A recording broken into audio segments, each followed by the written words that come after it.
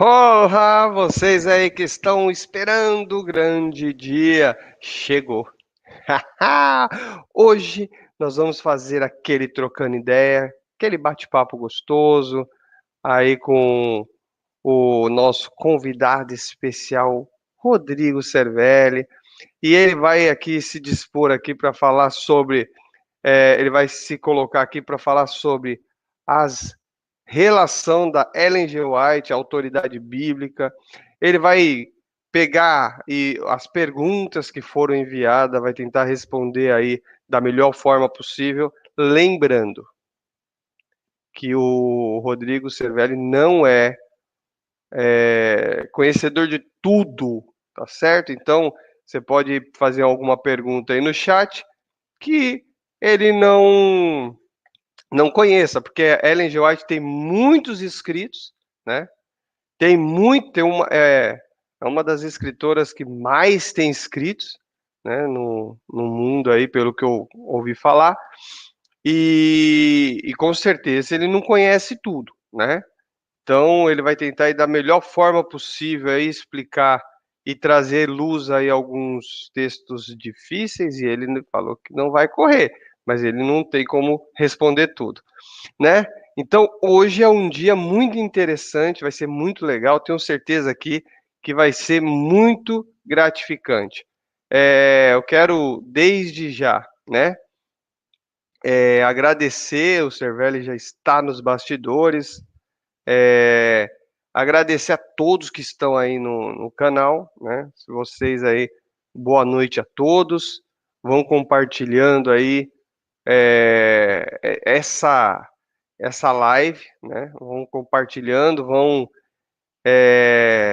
convidando aí os seus amigos, dando like, se inscrevendo no canal e com isso você vai dar a maior força aí pra gente, beleza? É, Sem mais delongas, eu quero convidar aqui a nossa moderadora que vai estar também participando aqui com a gente, Sandra Batistella. Boa noite, Sandra Batistella, como é que você tá? Tudo bem aí? Vou chamar também agora, né, vocês aí que vão estar na frente desta grande nave chamada Arena Apologética. Vou chamar aqui o Elton Maia, para estar também aqui já a postos aqui. Enquanto isso, enquanto o Elton Maia está se preparando ali, Sandra Batistella, vê aí como é que tá aí o chat aí pra gente.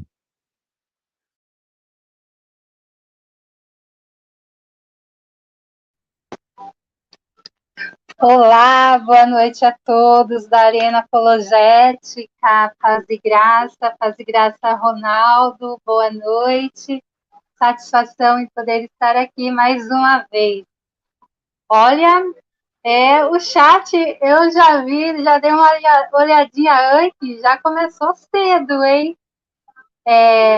Hoje temos líder Inácio, Eduardo Santos, Tiago Cascão, Vivi Lima, forte abraço.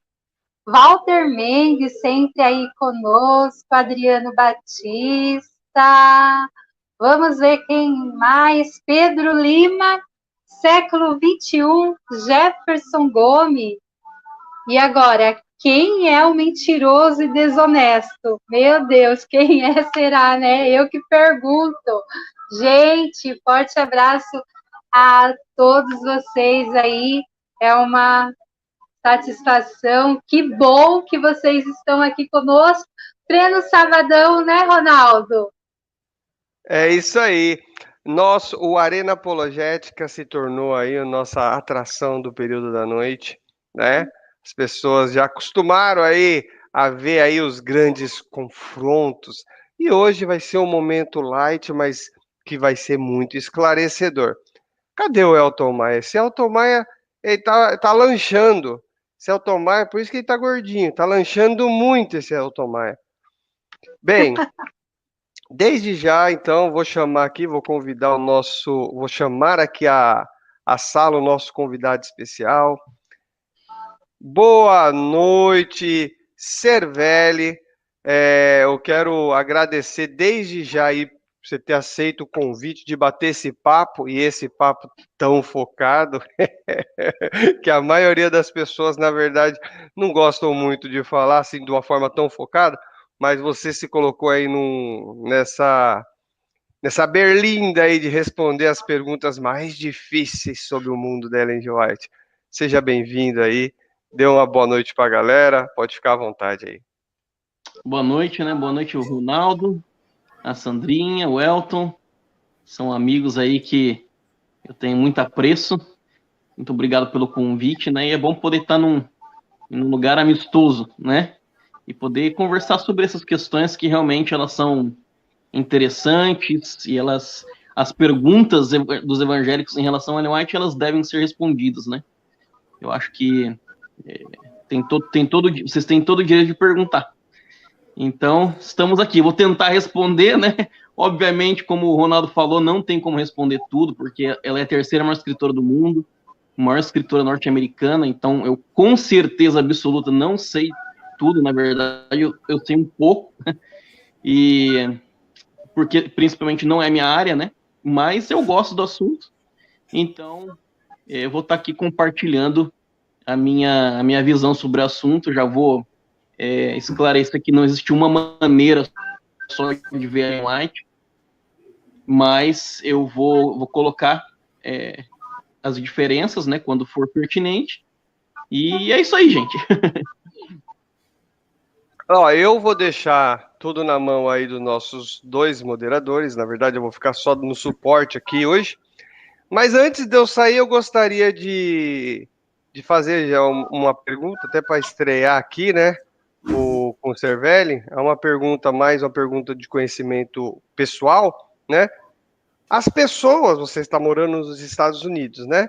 As pessoas, e você é brasileiro, então você tem a visão dos dois lugares. O Ellen G. White é diferente, é vista de forma diferente no Brasil e nos Estados Unidos? Como que você sentiu assim, depois que você saiu do Brasil e foi para os Estados Unidos, você tem essa diferença da visão do americano para os escritos da Ellen G. White e do adventista brasileiro para os escritos da Ellen G. White?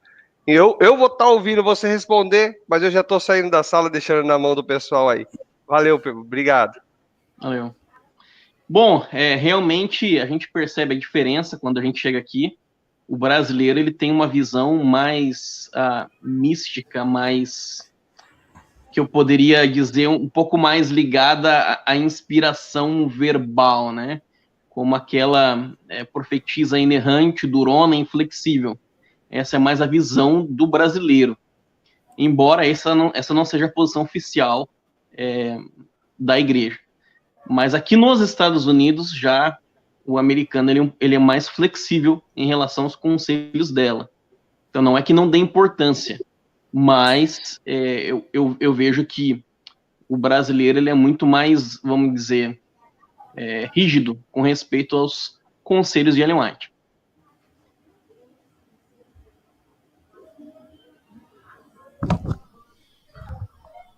Muito bem, boa noite a todos, senhoras e senhores, aqui do Arena Apologética. Eu cheguei um pouco tarde hoje, né? O Ronaldo Lima disse que eu estava lanchando. Boa noite, querido Rodrigo Cervelli. Boa noite, querida Sandra Batistella. Com muita alegria que o Arena Apologética está promovendo mais um encontro, e dessa vez estamos falando com um brasileiro, mas que ele mora do outro lado, ou seja, ele mora nos Estados Unidos. Rodrigo Cervelli parece que é um missionário, né, Rodrigo Cervelli? Você é um missionário da igreja adventista? Eu vim como missionário aqui para os Estados Unidos e trabalhei algum tempo, né, como missionário. Depois eu fiz meu mestrado, fiz uma especialização em capelania e hoje eu vivo na cidade em que Ellen White está enterrada, né? Então, se eu pecar aqui, a velhinha dá volta no túmulo, né? Então tem que tomar cuidado. Boa noite também a minha amiga Sandra Batistella, que eu estou reparando. A Sandra Batistella está de parabéns, o cenário dela está muito lindo lá atrás. Parabéns, Sandrinha, pelo seu cenário, viu? Está muito bonito, uma biblioteca, um violão do lado, não é isso? Então, hoje nós temos muitas perguntas, com certeza tem vídeos aí que mandaram para o nosso querido convidado Rodrigo Cervelli, e nós vamos estar postando esses vídeos aqui para o Rodrigo Cervelli estar respondendo. Mas, Sandrinha, você pode estar dando aquele abraço para o nosso pessoal do chat enquanto isso? Todo seu.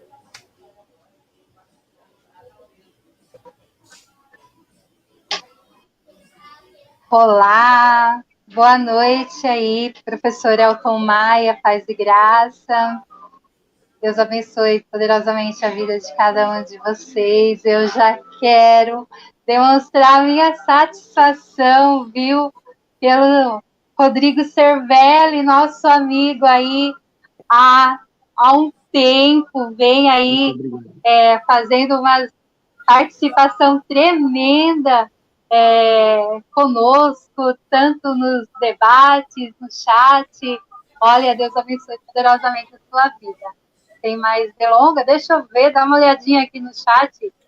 Olha, eu já falei o nome de alguns aqui, quero saudar, né, a todos aí com uma paz abençoada. Trader, meu Deus, Jefferson Gomes, Pedro Lima, Adriano Cruz, forte abraço para cada um. Olha, já tem pergunta lá no chat, o Cervelli. Meu Deus.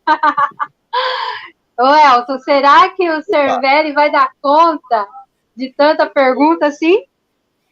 Acredito que sim. O Rodrigo Cervelli, eu já o conheço de debates em grupos de WhatsApp. Ele é muito bom, muito inteligente, coerente e sensato. Mas, Rodrigo Cervelli, eu já queria começar aqui nesse momento fazendo-lhe uma pergunta, pedindo para que o senhor defina para nós. Quem é Ellen Goldwhite? Ellen Goldwhite. Quem é Ellen Goldwhite para ti? Quem é Ellen Goldwhite, tão criticada pelos evangélicos convencionais? Quem é Ellen Goldwhite na sua visão? Ela está realmente à altura das escrituras? Ou isso é um fake criado com propósitos pejorativos dos evangélicos convencionais? Diga para nós, querido Rodrigo Cervelli, quem é Ellen Goldwhite? Bom, Ellen White, ela foi uma adolescente que recebeu uma visão em dezembro de 1844, logo após aí o grande desapontamento, e a partir desse momento ela começou a consolar, né, os mileritas. E então Deus foi guiando o ministério dela e acabou então que a Igreja Adventista sendo formada em 1863. E eu creio fortemente que ela foi uma profetisa, né? Que ela foi inspirada por Deus. Mas essa tua pergunta é muito pertinente, Elton, com respeito à autoridade dela. Então, como eu disse, não tem só uma maneira de ver essa questão, né, dentro da Igreja Adventista, mas eu vou dar meu parecer, né, com respeito a isso. Mas Ellen White em si, ela terceira maior escritora do mundo, maior escritora norte-americana, escreveu mais de 100 mil páginas, né? Teve mais de 2.000 e visões, e ela escreveu sobre diversos assuntos, escreveu sobre a nutrição, a teologia. Mas, voltando, né, na pergunta em si, com respeito à autoridade dela. Então, a autoridade dela não está a par da Bíblia. A Bíblia deve ser a nossa única regra de fé. A autoridade de Ellen White é inferior à Bíblia, subordinada e derivada da Bíblia. Tem alguns adventistas que vão dizer que a autoridade dela está no mesmo nível da Bíblia. Eu, sinceramente, considero isso um erro, porque unicamente a Bíblia ela pode explicar a própria Bíblia. Então, nós quando nós pegamos estudamos a Bíblia, nós compreendemos, nós explicamos a Bíblia. Por quê? Porque esse justamente essa é a nossa herança protestante, que é o sacerdócio de todos os santos. Então, nós temos essa autoridade de explicar a Bíblia. Então, nunca Ellen White esteve, nunca estará no nível da Bíblia. A autoridade dela é inferior. Ela não tem autoridade para definir doutrinas bíblicas e, na verdade, a maior parte dos textos dela, ela faz aplicações homiléticas, missiológicas, e ela raramente entra em questões exegéticas. Então, essa é uma questão que nós temos que prestar muita atenção quando estamos vendo os escritos dela. Muito bem. Eu, particularmente, parabenizo o Rodrigo Cervelli como adventista de uma resposta tão coerente. Eu admirei essa forma de resposta. Realmente, outra ideia, né? Outra ideia é que fala, né? Bem, gente, é o seguinte, a Sandra Batistella parece que selecionou uma pergunta do chat. E, obviamente, eu tenho aqui uma bomba de pergunta e que vai ser mandada para o nosso querido Cervelli, Rodrigo Cervelli, tudo na medida do tempo. Temos uma cronologia aqui do próprio Arena. Sandra Batistella, qual é as perguntas do chat? Manda para o Rodrigo Cervelli.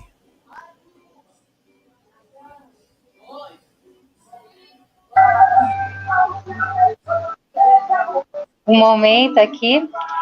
Então, Elton, eu não consigo colocar na tela, tá?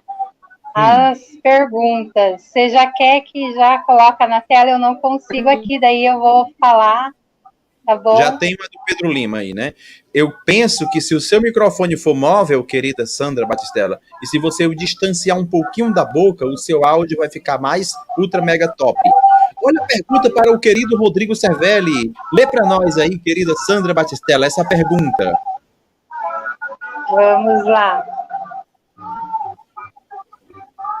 Deixa eu enxergar mais um pouco aqui. Eu tô lendo do Pedro aqui. Lima. Eu tô lendo.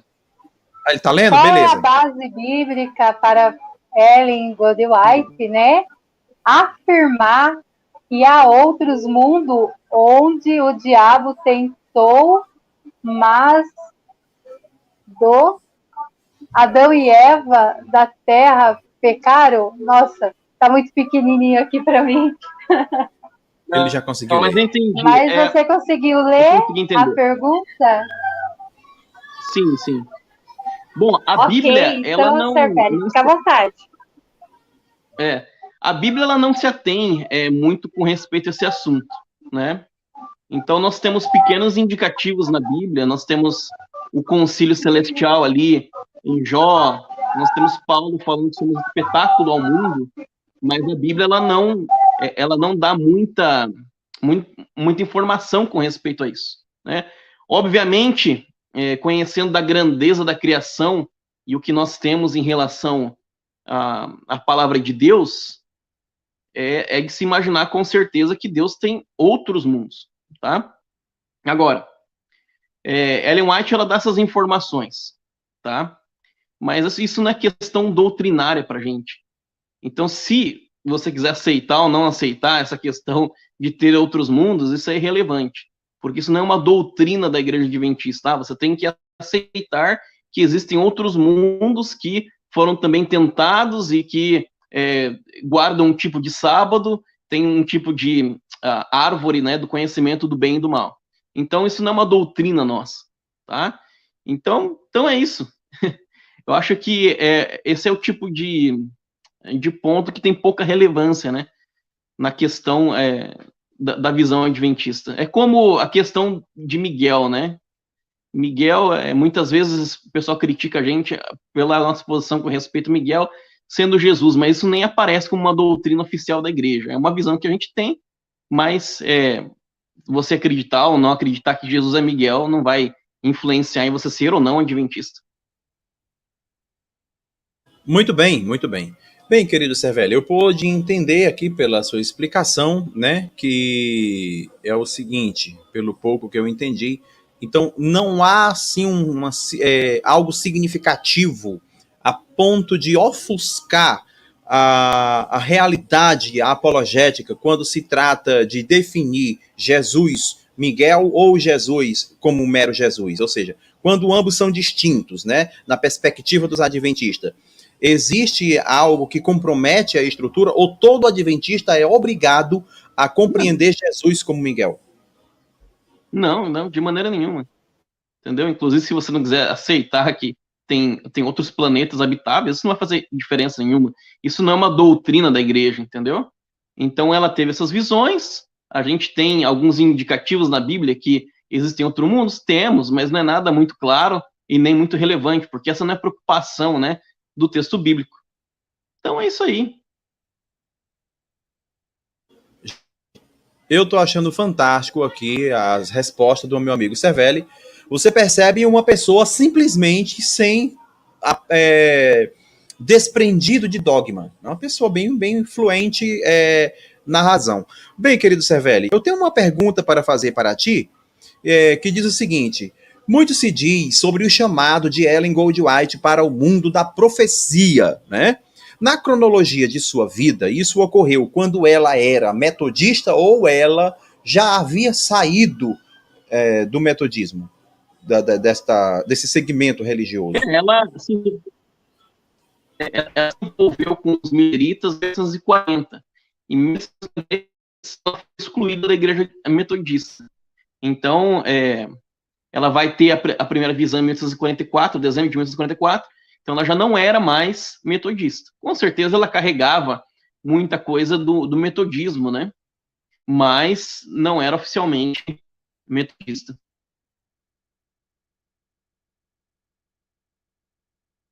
Ok. Estão dizendo aqui para mim, o pessoal do suporte, né? O querido Ronaldo Lima está dizendo para mim, pessoal do suporte, agora eu me exaltei. Bem, parabéns pelas suas respostas, querido Cervelli. Mas eu tenho que pôr aqui na tela, lembrando que prioridades de perguntas serão sempre do Superchat, tá bom? Se eu tiver 100 perguntas e tiver uma do Superchat, por uma política particular do próprio Arena Apologética, nós priorizamos o Superchat. Lembrando que nossa intenção é colocá-la todas, mas priorizamos sempre o Superchat, porque isso é favorável para o Arena, tá bom? Então vamos lá. Querida Sandra Batistella, você captou alguma pergunta aí no chat? Porque eu captei, né? Um abraço, Kleber Guedes. Um abraço aí para você também. Pergunta para o Cervelli, o que é um decreto dominical? Muito bem, o Kleber Guedes já chegou mandando a sua pergunta, né? O que é um decreto dominical? Explica para nós.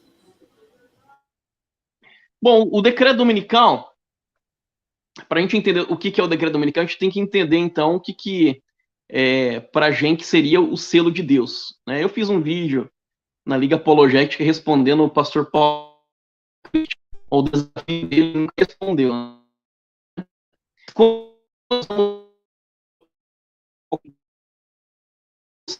Ele tem o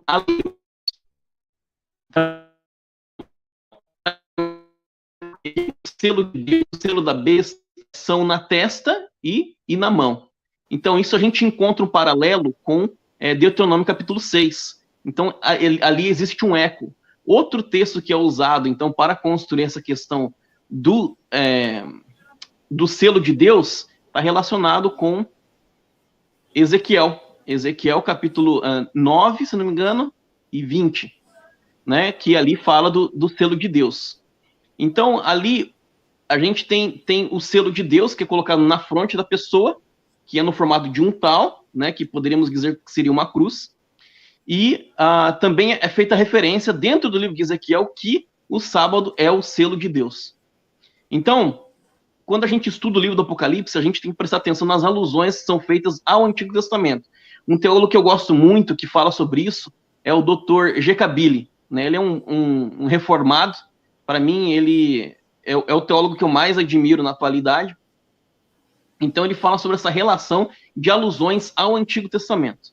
Então, quando a gente vai em Apocalipse 13, nós temos os 4 primeiros mandamentos que estão sendo violados ali, né? Você tem a adoração à besta, você tem as blasfêmias que são ditas ali em relação a Deus, você tem também o nome de Deus sendo usado de maneira vã, né?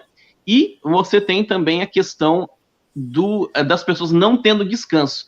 Está em contraste com o quê? Com justamente o 4º mandamento. Tá? Então, o que seria, então, o selo de Deus? O selo de Deus tem uma ligação com o sábado, né? Mas o sábado ali, ele está funcionando, nesse caso, como um resumo de toda a lei. Então, na verdade, né, os nossos pioneiros, e essa interpretação começou ali, principalmente com Joseph Bates, que se o sábado é, no caso, o selo de Deus, então o decreto dominical seria, por contraste, então, a marca da besta, né? Então a gente tem que entender um pouco do contexto que os nossos pioneiros eles viviam, porque naquela época se existia decreto dominical, né? Inclusive tem vários estados dos Estados Unidos que têm leis dominicais, leis que proíbem algum tipo de trabalho, algum tipo de atividade no domingo. Então os nossos pioneiros adventistas eles viam dessa maneira, que o decreto dominical ele estava ligado com a marca da besta, né? Como que é visto hoje? Então, hoje alguns teólogos colocam em dúvida essa interpretação.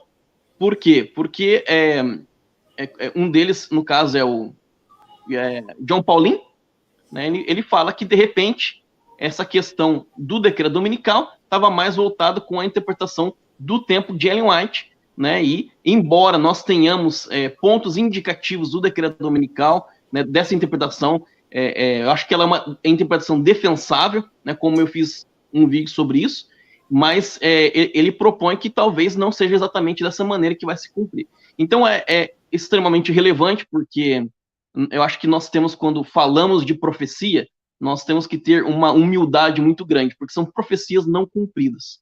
Mas, basicamente, a ideia da interpretação adventista é que um dia haverá um decreto dominical, né, um decreto que, no caso, estaria obrigando a guarda do domingo, e isso afetaria os guardadores do sábado. Então, como que a gente vê isso em relação ao mundo evangélico hoje? A gente não vê que o domingo hoje seja a marca da besta, mas a gente vê que uma imposição do domingo, né, futuramente, sim, poderia ser a marca da besta, né? Isso não quer dizer que hoje os evangélicos têm a marca da besta. Nós não vemos assim de maneira nenhuma.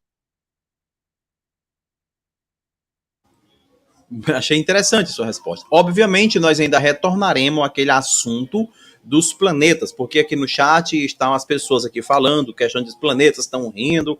Não se preocupe, fique preparado, porque o nosso público aqui no chat é o seguinte, ele é variado. Uns estão aqui para lhe apontar a espingarda, e outros estão aqui para concordar com você.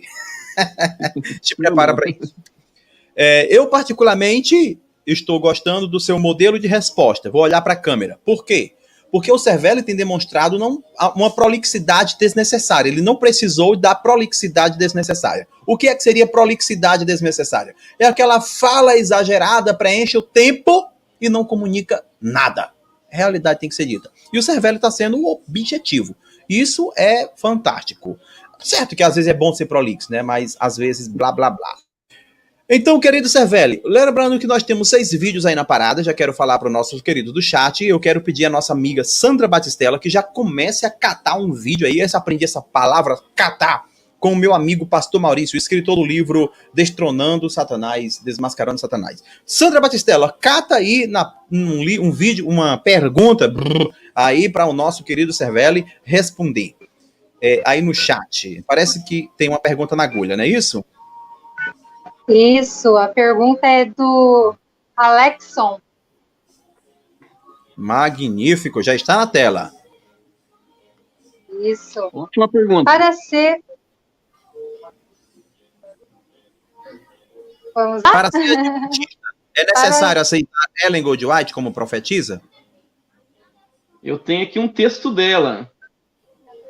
Deixa eu ver o que... Vamos ver aqui exatamente o que ela diz aqui, né? Acho que a Sandrinha caiu. Eu tô... Deixa eu ver aqui. Bom, eu tenho um texto dela aqui, só que é difícil de encontrar aqui no momento, né? Deixa eu ver se eu faço uma busca aqui, ó.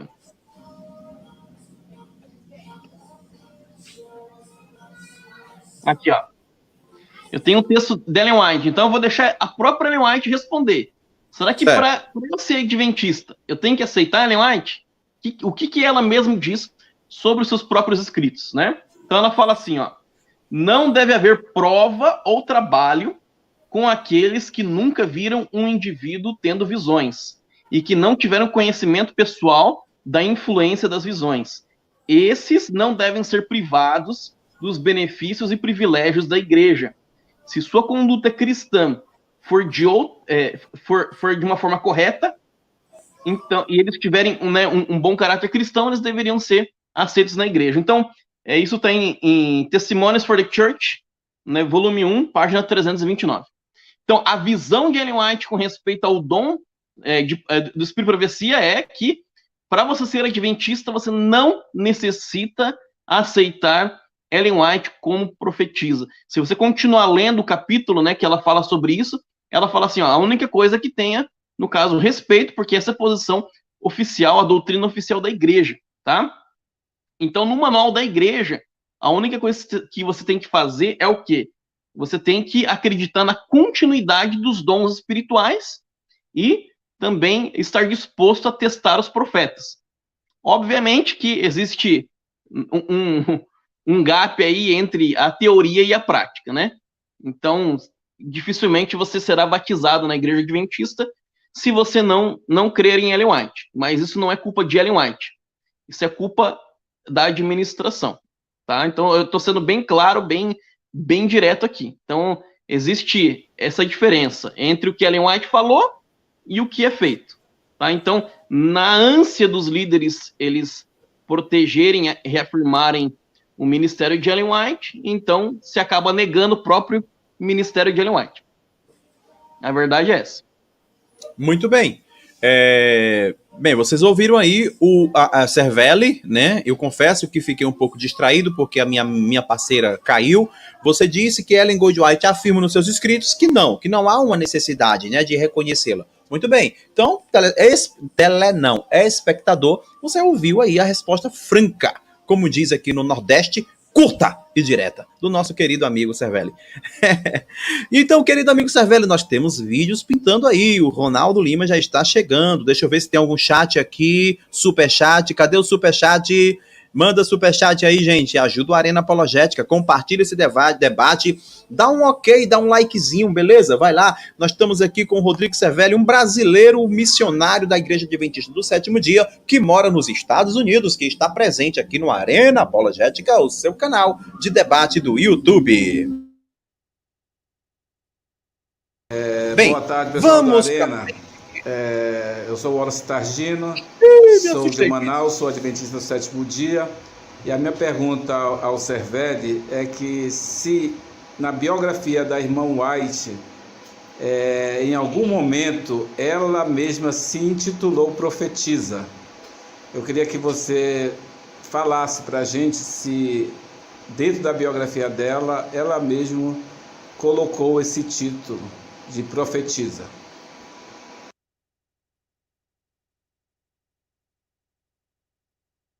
Então, você conseguiu entender? Consegui plenamente. Na verdade, ela não gostava desse título de profetisa. Ela preferia ser chamada de mensageira do Senhor, porque ela via a obra dela muito mais diversa. E a gente tem que entender o contexto da época, porque nós tínhamos Joseph Smith, nós tínhamos Mary Edith Baker. Então, ser chamado de profeta na época dela não era algo visto com bons olhos. Então, ela não gostava de ser chamada de profetisa. Ela preferia o título mensageira do Senhor. E só isso. Muito bem. Então, são respostas que estão elucidando muitas complexidades e espantalhos que as pessoas estavam alimentando. E isso é bom. Agora eu tenho uma outra pergunta para o nosso querido Rodrigo Cervelli. Muitos dizem que Ellen Goldwhite não acreditava na Trindade. Isso é verdade? Então, essa é uma pergunta muito importante e muito interessante, né? Porque hoje nós temos um grupo de dissidentes da Igreja Adventista que eles clamam querer voltar ao adventismo histórico, que não acreditava na Trindade. Então, isso, de certa maneira, é verdade. Os pioneiros adventistas, a maior parte deles não cria na Trindade. Então, nós temos um ambiente nos Estados Unidos, quando começou a Igreja Adventista, que era um ambiente antitrinitariano. Por quê? Porque se via a doutrina da Trindade dentro do contexto de doutrinas vindas diretamente da Igreja Católica. E você tem, no caso, a sociedade americana fundada por pessoas que estão fugindo da perseguição religiosa na Europa. Então, eles têm esse forte sentimento anticatólico, antitrinitariano. Então nós temos aí fundadores da igreja, como Joseph Bates, o Tiago White, né? Todos eles não criam na doutrina da Trindade e morreram não crendo na doutrina da Trindade. Agora, Ellen White, ela tem um background que é diferenciado. Por quê? Porque ela é metodista. Obviamente, a gente não pode dizer automaticamente que ela era trinitariana só porque ela foi metodista. Afinal de contas, eu posso falar que eu sou adventista e ter uma compreensão diferenciada de algum ponto doutrinário. Agora, quando você pega os escritos de Ellen White, que são antes de 1898, ela fala pouco sobre o assunto e quando ela fala, pode ser interpretada das duas maneiras. Então, acaba sendo um pouco ambígua essa questão. Mas, quando nós chegamos em 1898, nós temos a publicação do livro Desejado de Todas as Nações. Então, no livro Desejado de Todas as Nações, ela diz claramente que em Cristo, eu vou até ler aqui, ó, a vida original, não emprestada, não derivada. Então, essa expressão, né, essa frase foi tão forte que chocou vários pioneiros da igreja na época. Inclusive, o Andreessen, ele foi até a Califórnia, foi na casa de Ellen White falar com ela, pedir para ver os textos originais dela, os manuscritos, para confirmar que ela mesma tinha escrito aquilo. Então, quando ele viu, nossa, para ele foi um choque, né? Porque realmente, de certa maneira, ela estava elucidando um ponto que não estava muito claro até ali dentro da história do Adventismo. No mesmo livro, quando ela vai se referir ao Espírito Santo, ela se refere ao Espírito Santo usando o pronome he e não it. It a gente sabe que no inglês é usado para coisas, animais, né? Mas ela usa he, então ela via assim, o Espírito Santo como uma pessoa, né? E também a gente tem o livro Evangelismo, ela fala claramente, então, no caso, sobre... Ela nunca usa a palavra trindade, mas ela fala assim, ó, 3 pessoas viventes do trio celestial. Então, sim, ela cria na trindade. Mas por que ela evita essa nomenclatura? Ela evita justamente porque na época não era visto de uma boa maneira. Tá? Então é isso aí. Então, a visão dela é trinitariana. Ela morreu crendo na trindade, isso com certeza. Né? E o que acontece? A igreja adventista sempre teve problemas aí de aceitar ter um credo. Então, essa questão oficial, depois a gente pode falar mais sobre isso, né? Ela vem um pouco depois, porque a igreja ela tinha tendência de evitar a criação de um credo, tá? Mas sim, ela era trinitariana. Ela morreu sendo trinitariana e os escritos dela, eles são vistos dessa maneira. Os dissidentes adventistas que não são trinitarianos, normalmente eles não aceitam esses textos de Ellen White, eles falam que a igreja modificou, aí já vem toda aquela teoria da conspiração, né? Então é bom para um filme. Mas todo dissidente antitrinitariano da igreja é bem-vindo a vir nos Estados Unidos e requisitar para ver o texto original da mão dela, né? Com a caligrafia dela, como fez o Andreessen. Muito bem. Eu tenho um vídeo aqui na agulha, não vou chamar agora esse vídeo, porque foi questionado aqui a questão dos 7 planetas, enfim, eu não conheço essa literatura, então não tenho respaldo. Estou aqui pegando carona em sugestões alheias. Querido Rodrigo Cervelli, de onde veio essa ideia, de onde veio essa inspiração, de onde foi emanado essa sugestão de vidas de outros vários planetas e etc. De onde veio essa ideia? Bom, segundo Ellen White, ela teve uma visão sobre o assunto. Simples assim. Ela teve uma visão sobre o assunto, né? Então, mas eu, sinceramente, não vejo um problema com respeito a isso especificamente, porque quando a gente observa a grandeza da obra de Deus, você imaginar que nós somos os únicos seres criados em todo o universo, eu acho que é um pouco de arrogância humana pensar assim, né? Inclusive, pessoas seculares acreditam que existe sim vida em outros planetas, provavelmente não aqui, de repente, no nosso sistema solar, mas em algum outro lugar, sim. Mas atribui algum significado religioso a isso? Não tem nenhum significado diferenciado. Ou seja, então se é meramente uma crença, isso é uma liberdade de todo ser humano, correto? Exatamente. Eu creio sim que temos vidas em outros planetas. o universo é muito grande para não haver, né? Isso não influencia na soteriologia, né? Oi? Isso não influencia na soteriologia. Não, em nada. Magnífico. Bem, neste caso, vamos lá, querido Ronaldo Lima. Solta o vídeo. Parece que temos um vídeo aí, né, Ronaldo Lima? E aí, Ronaldo Lima, manda o vídeo. Eu preciso contextualizar um fato que ocorreu no ano passado, numa vinha do Arena Apologética. Rodrigo Cervelli, na realidade eu tenho 3 perguntas a te fazer dentro dessa temática sobre Ellen White.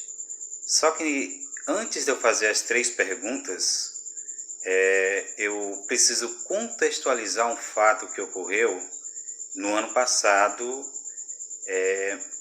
numa videoaula que ocorreu entre os pastores adventistas.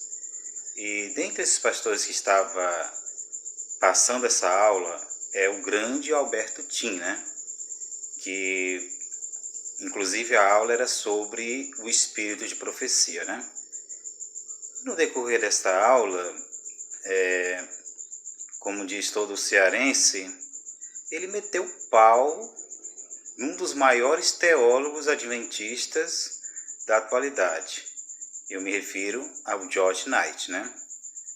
Para aqueles que não conhecem, por exemplo, o livro Questões sobre Doutrina, ele faz parte desse livro, né? Foi ele que escreveu.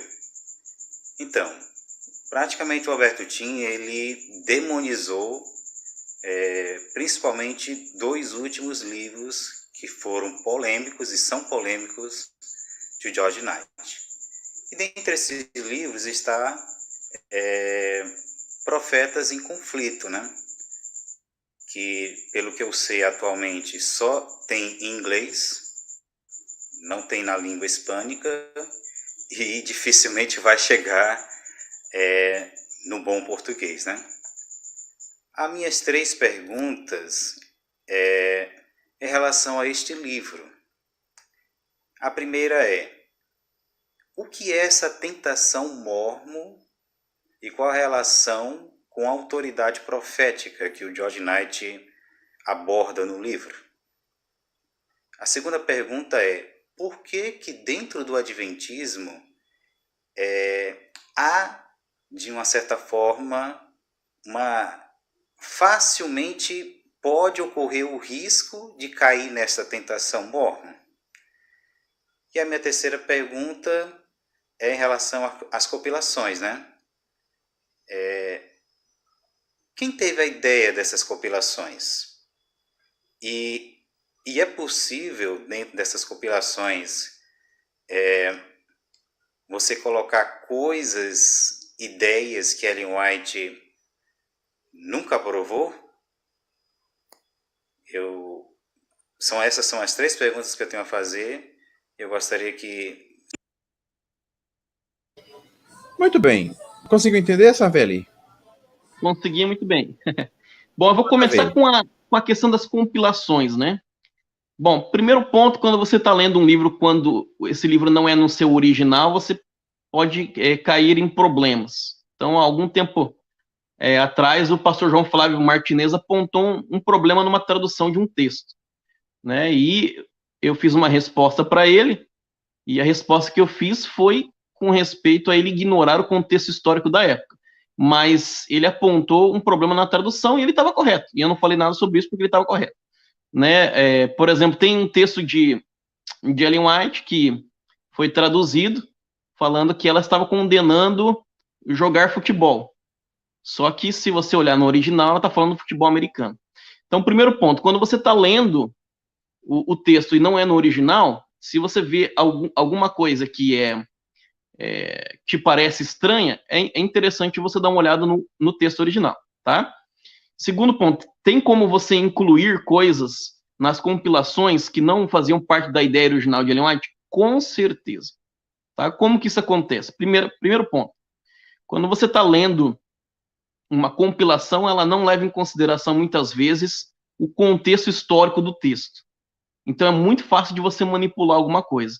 Então, quando você está colocando o cabeçalho, né, para você que está falando sobre o assunto, muitas vezes você coloca um título, só que o texto que vem abaixo, na verdade, ele está passando uma outra ideia. Só que como você colocou, né, o título de uma certa maneira, então você está induzindo a pessoa a pensar de uma maneira que não era de acordo com a intenção original de Ellen White, tá? Outro ponto também que vai ajudar nessa questão de incluir coisas que não estão no texto é a sequência dos textos que você coloca.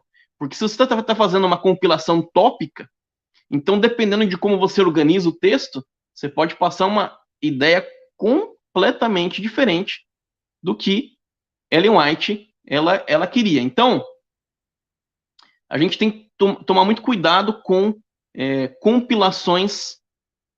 A gente tem que procurar sempre ir no original, tá? Então, as compilações, infelizmente, elas vão variar de qualidade. Então, por exemplo, as piores compilações que nós temos de texto de Ellen White são o livro Mensagens aos Jovens. Se você ler o livro de Mensagens aos Jovens, ali é puramente uma religião fazer ou não fazer, super legalística. Já existiam discussões sobre fazer uma nova edição do livro Mensagem aos Jovens, mas nunca foi feito. Então, é terrível aquela compilação. Né? Por exemplo, também conselhos sobre o regime alimentar, também são uma série de compilações que ignoram muito contexto ali, você vai ter problemas com certeza, mas a pior de todas as compilações é Uma Vida no Campo, de Ellen White. Então, não tem livro na igreja que deu mais problema do que essa compilação, porque são textos tirados do contexto, então acaba ignorando o que ela queria realmente dizer, e muitas vezes você tem um texto dela um pouco extremo, só que você tem que balancear com outros textos dela, porque existe a diferença entre ela te dar o ideal e o real.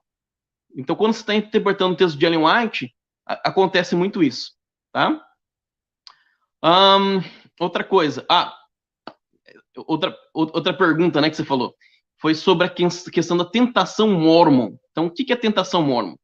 Tentação mormon é o seguinte: os mormons, toda vez que nós temos um presidente novo na igreja, esse presidente ele tem o status de um profeta. Então, a revelação dele, que ele recebe, ela acaba sendo superior à revelação anterior. Ou seja, então, a revelação dele vai dominar a interpretação de tudo que vem anteriormente. Então, essa que é a tentação mormon. Então, se eu tomar Ellen White como o intérprete oficial da Bíblia, o comentarista oficial da Bíblia, o comentário inspirado da Bíblia, eu estou caindo na tentação mormon. Então, eu estou colocando ela acima da Bíblia. Né? O presidente do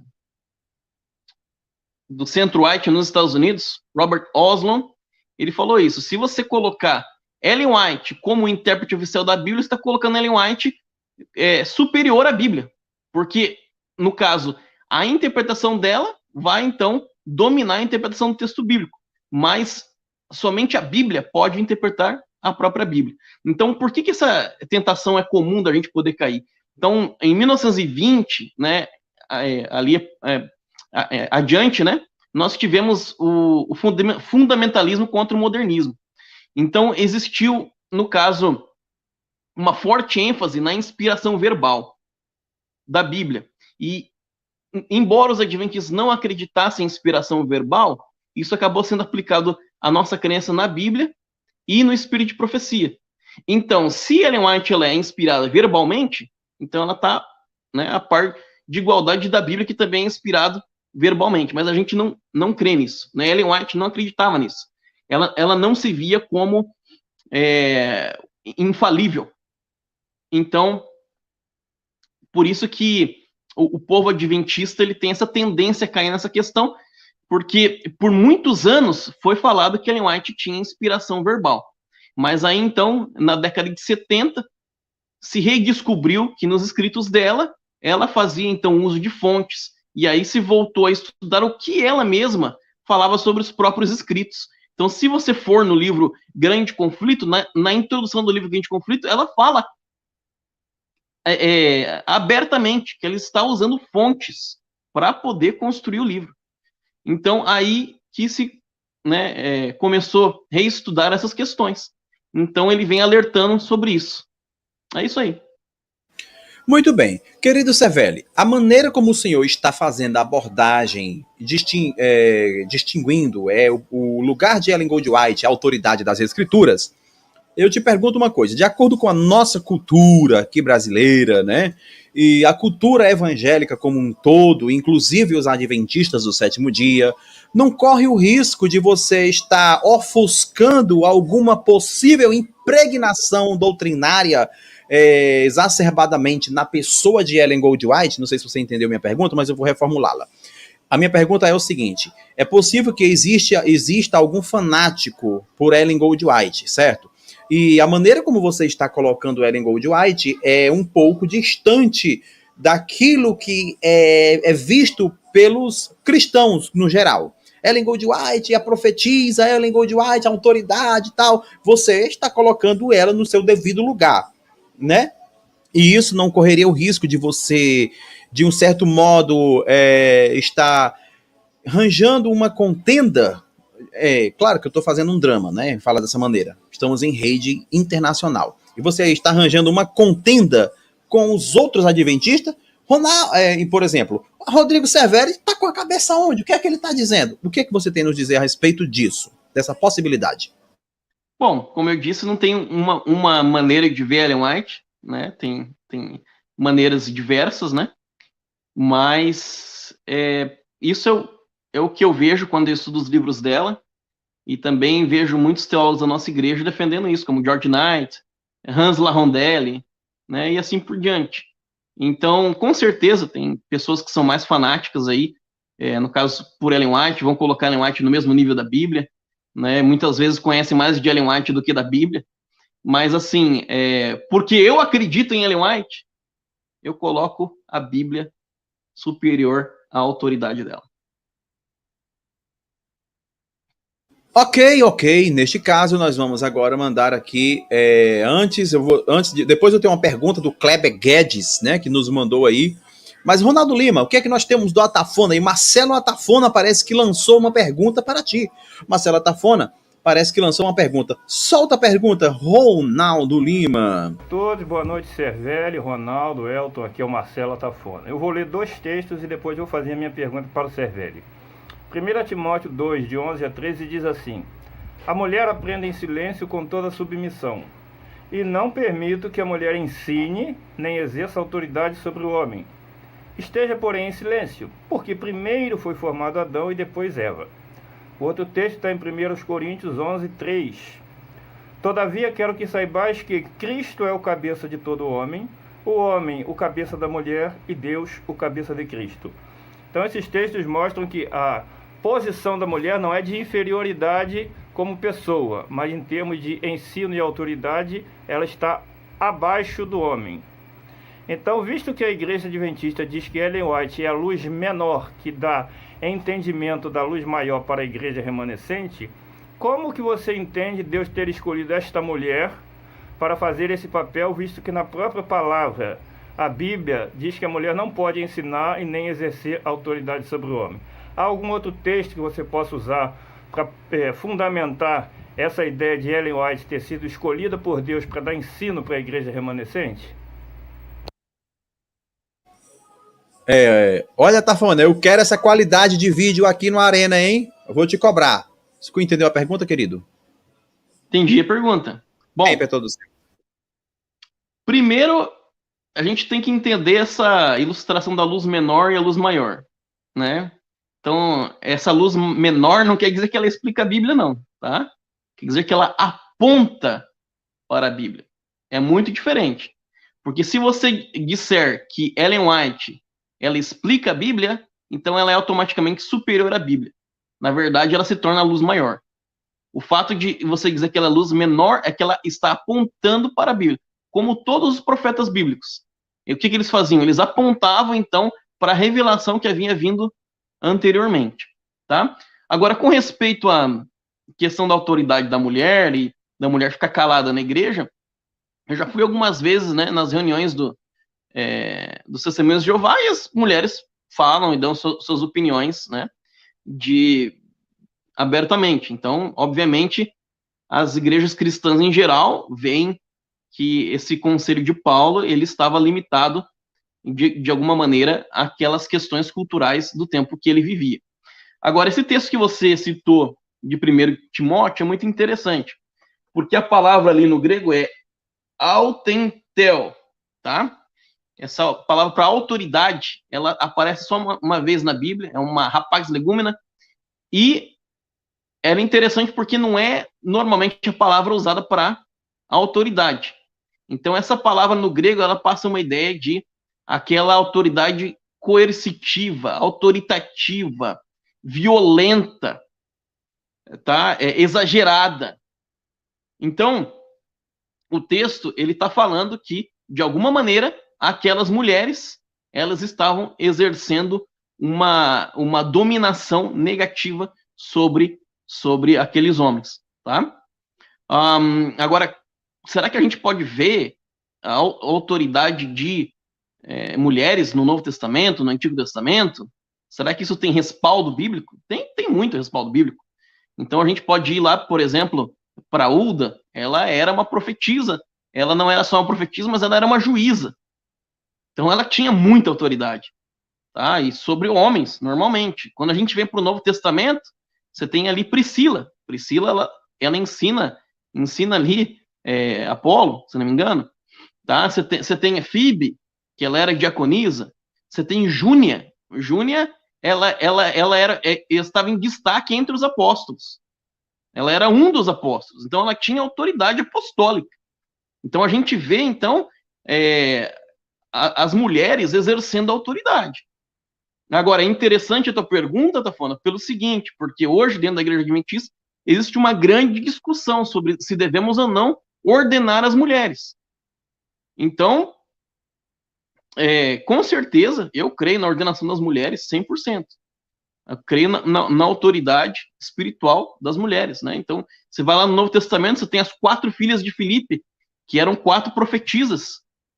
Então, tem todo o respaldo bíblico. Quando você vai lá em Joel 2, 28 a 32, ali é falado que nos últimos tempos, então, teríamos profetas e profetisas. Né? Nossos filhos e filhas profetizarão. Então, o respaldo bíblico é gigantesco. Obrigado. Muito bem, queridos. Rodrigo Cervelli. Eu sabe que eu não percebi o Rodrigo, só o Cervelli pra cá, Cervelli pra lá, Cervelli, é só o que rola nos grupos. Rodrigo Cervelli, tô vendo agora. Bem, neste caso, eu já quero pedir o nosso querido Ronaldo Lima. Solta o vídeo do Kleber Guedes. Que é Kleber Guedes, direto de Extrema, Minas Gerais. Pergunta para o Cervelli os escritos de Ellen White é o espírito de profecia descrito em Apocalipse? Quais as bases bíblicas?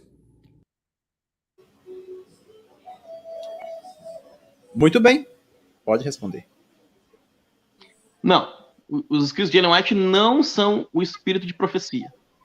Todos os profetas têm o espírito de profecia. Ou seja, Ellen White tem o espírito de profecia, mas ela não é o espírito de profecia. É diferente. Eu sei que muitas vezes, nos estudos bíblicos, os adventistas acabam falando, Ellen White é o espírito de profecia. Mas, tecnicamente, teologicamente, todos os profetas têm o espírito de profecia. Né? Então, a base bíblica para isso, como eu acabei de dizer, né? Joel capítulo 2, o próprio livro de Apocalipse, mas não, tecnicamente ela não é o espírito de profecia. Ela possui o espírito de profecia e, como todos os profetas anteriores possuíram, e também, se houver profetas posteriores, também eles terão o espírito de profecia. Muito bem, você viu, Kleber Guedes? O homem é bom, hein? Olha a resposta que ele deu, rapaz. Em outras palavras, foi chega pra lá, rapaz. Brincadeiras à parte, mas essa resposta aí foi cruel. Eita! Quase que eu dou um glória. Brincadeiras à parte, vamos à frente aqui atrás, minha gente. Cadê a minha amiga Sandra Batistella? Tô sentindo saudade da presença dela aqui. Mas como ela não está aqui, vamos pra frente aqui atrás, minha gente. Querido Rodrigo Cervelli, a minha próxima pergunta é o seguinte. Tiago White, seu esposo, era de qual igreja? E ele também era trinitário? Ele era da Conexão Cristã. Ele não era trinitário e ele nunca aceitou a Trindade. Inclusive, eu posso até ler um texto dele aqui falando sobre isso, se você quiser. Fica à vontade. Se quiser ler, lê. Se não quiser, eu posso para a próxima pergunta. Não, é só para mostrar aqui a opinião dele, né? Ele fala assim, ó: a inexplicável trindade que torna a divindade 3 em 1 e 1 em 3 é ruim o suficiente. Mas aquele unitarianismo que toma Cristo inferior ao Pai é pior. Disse Deus a um inferior: façamos homem à nossa imagem. Então ele escreveu isso aí na Review and Herald, de 1877. Ele nunca aceitou a trindade, né? Então, nós temos dentro da Igreja Adventista alguns marcos doutrinários. A trindade não é um deles. E eu sou contra excluir, no caso, membros da igreja por não crerem na trindade. Bom, eu sou a favor de excluir se eles estão incomodando, chamando a igreja de Babilônia, atacando a igreja o tempo todo, aí não tem condição, tem que excluir mesmo. Mas eu não vejo necessariamente que crer ou não crer na trindade vai diretamente afetar a salvação da pessoa. A questão da divindade é um mistério e, sinceramente, tem muitas coisas que nós não sabemos, talvez um dia nós iremos saber, né?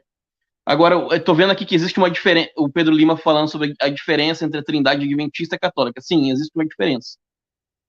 Então, na trindade católica, Jesus procede do Pai de uma maneira incompreensível na eternidade. De certa maneira, o Pai ele é superior, no caso, ao Filho, e o Espírito Santo ele procede do Pai e do Filho. Né? Não se diz criado, né? Mas procede. Já na Trindade Adventista é diferente. Os três são coeternos e eles têm o mesmo nível de autoridade. Então, sim, tem diferença. Aqueles que acusam a igreja dizendo que a doutrina trinitária adventista é exatamente igual à católica, está cometendo um erro grande. Muito bem. Agora há pouco você disse que é a favor do ordenamento, da ordenação feminista, correto? Uhum. Eu quero saber se isso tem coadunação bíblica e onde? Bom, como eu citei alguns exemplos, né, sobre a autoridade das mulheres no Novo Testamento, como a Júnia, que ela era um apóstolo, né? Também a gente pode voltar lá para o primeiro templo que existiu na Terra, que foi o Jardim do Éden. Existem vários artigos acadêmicos com respeito a isso. Então, nós temos toda uma linguagem relacionada ao santuário dentro do Jardim do Éden, vai ser refletida ali na construção do santuário posteriormente, e Eva estava no mesmo nível ali de autoridade que Adão antes da queda. Então, a queda que vai acabar influenciando aí na relação de gêneros. Mas é interessante que a palavra usada ali para as roupas que são usadas por Adão e Eva, elas são justamente o mesmo termo usado para o ritual do santuário.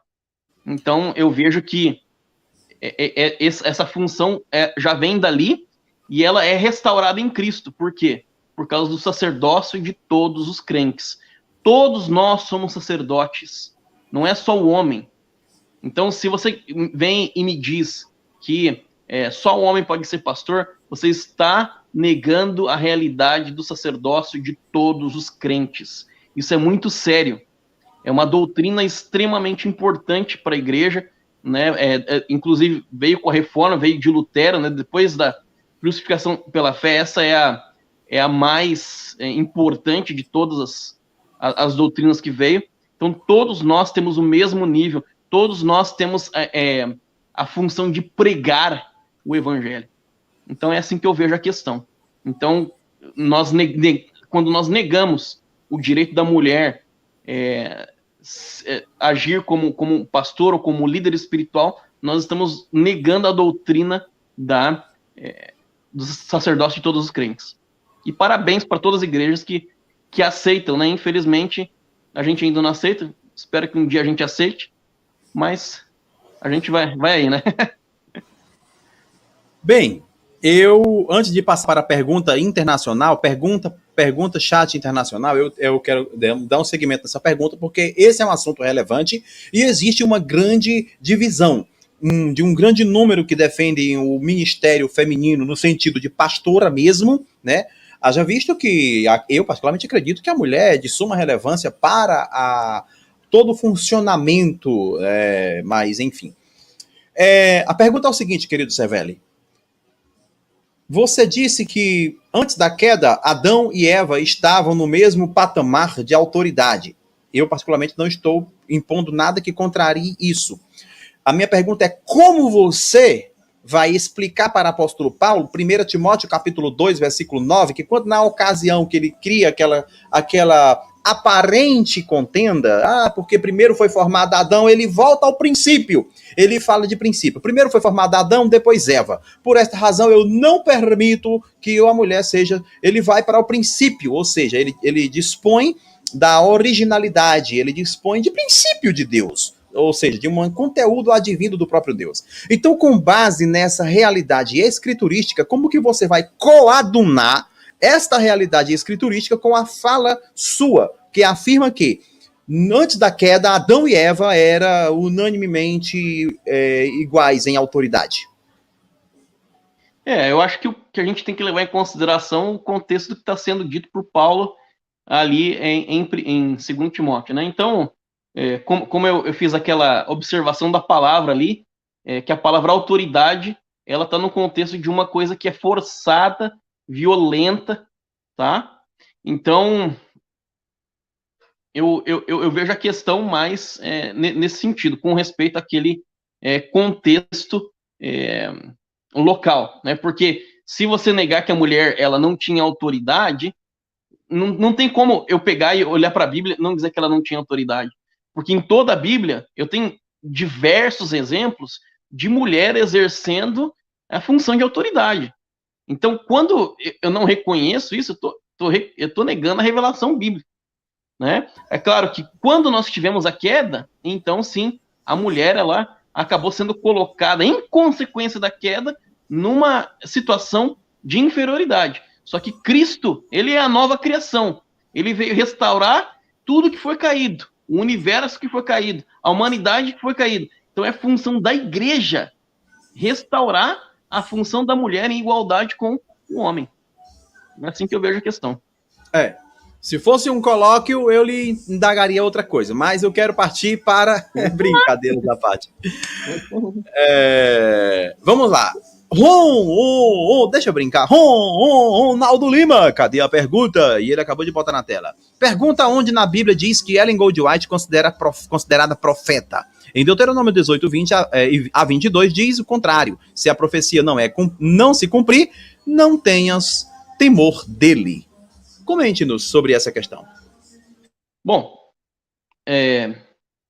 quando eu vou lá para a carta aos Coríntios, ali fala que, então, nós teremos vários profetas, né? Até o final dos tempos. Como eu citei, Joel 2, 28 a 32 também. Então, a existência de dons espirituais até a segunda vinda é bíblico, isso é incontestável. Agora você está falando, então, no caso de Ellen White, provavelmente você está querendo falar que alguma profecia que ela fez não se cumpriu. E por causa disso, então, ela não pode ser considerada uma profetisa verdadeira. Parece que esse é o ponto da tua pergunta. Bom, pensando assim, o que nós vamos dizer, então, de Jonas? Jonas, ele foi encarregado de levar uma mensagem a Nínive. Ele pregou a mensagem, o que aconteceu? Nínive foi destruída? Não. Ou seja, as promessas e ameaças do Senhor, elas são condicionais. Então, o fato de um profeta, ele fazer uma profecia, e essa profecia não se cumprir, não necessariamente quer dizer que ele seja um falso profeta. Porque se esse fosse o caso, então Jonas também seria um falso profeta. Então, você pegar esse texto de Deuteronômio descontextualizado, né, aí você vai ter sérios problemas. Você tem que procurar, então, o que a Bíblia fala no geral com respeito a isso. Um verdadeiro profeta, ele tem que apontar para duas coisas, para a Bíblia e para Jesus Cristo. Essas são as duas marcas do profeta. Muito bem. Possivelmente vocês escutem um barulho aqui, por conta de aqui o ambiente aqui está muito poluído em termos sonoros. Resposta dada, neste caso, eu quero aqui dizer, esse Eduardo Santos, parece que ele é da Angola. Olha onde o Arena tá chegando, Estados Unidos, Angola, o Arena tá que tá, hein? Oh, olha aí, um abraço para os angolanos, né? Como é que se fala angolano? É português, né? Angola fala português, não é isso? Um abraço para os angolanos. Eu sei também lá na Nigéria que tem um amigo meu que tá sempre nos assistindo de lá. Enfim, né? E vamos em frente, que atrás vem gente. Moçambique também, já assistiram, né? I am Catholic, I am Christian. Bem, brincadeiras à parte, um abraço para o nosso John, um abraço para o nosso Studying With Me, que está falando aqui, estude comigo, né? Um abraço, Study With Me. Eu falei certo em inglês, ô querido Cervelli? Parece que falou. Ai, meu Deus, eu tenho um filho que fala fluente em inglês, né? E eu tô aqui. Um abraço para o nosso querido Ramon Gomes, Atafona Adriano Cruz, Adriano Stauros, Adriano. E também para o Eduardo Santos. E um abraço para Isaac Marques Souza, Moisés Moraes. Um abraço para quem é o mentiroso e desonesto. Eita, que nome valente é esse, rapaz? Nesse 777. Um abraço aí, Isaac Marques Souza, José Eudinei Alves de Lima, Paulo Furtado, Walter Mendes. Um abraço também para o nosso querido Wellington Pereira. E o século XXI, o século XXI pintando aí na área. Olha aí, Adriano Cruz, o nome do cara, século XXI, hein? Meu Deus do céu, é cada coisa que a gente escuta nesse negócio. Guilherme e Eduardo Santos, mais uma vez. Jefferson Gomes, o povo tá ligado na Arena, rapaz. É isso aí. Compartilhe, David Brito, compartilhe esse debate aí, né? Pedro Lima, né? O Adriano Cruz Elton, expondo apóstatas. Jefferson Gomes, já falei esse cara de novo. Cadê? Muita gente aqui online conosco, mas as pessoas preferem ficar de bituca ligado, aprendendo, porque a Bíblia diz que aquele que muito ouve seja tardio em falar. Mais ou menos assim que fala. Não tô lembrando aqui ainda da coisa, não. E é isso, gente. É isso. Vamos pra frente aqui atrás da gente. O Cervelli já está ali rindo, possivelmente tá mangando das minhas brincadeiras, porque eu sou brincalhão mesmo. E aí, Ronaldo Lima, tem algum vídeo na agulha? Deixa eu ver o que o Ronaldo Lima vai fazer. Boa tarde, pessoal do Arena. Tem. Eu me chamo Wallace Targino, sou membro da Igreja Adventista do Sétimo Dia de Manaus. E eu queria que o Cervelli explicasse para a gente por que a irmã White, em um dos seus livros, ela fala sobre o cartão dos anjos. Eu queria que o Cervelli explicasse para a gente o que quer dizer isso e qual o contexto que ela falou sobre desses cartões. Porque existe muita brincadeira, muita especulação sobre esse fato. Falou, Cervelli? Explica isso aí para a gente.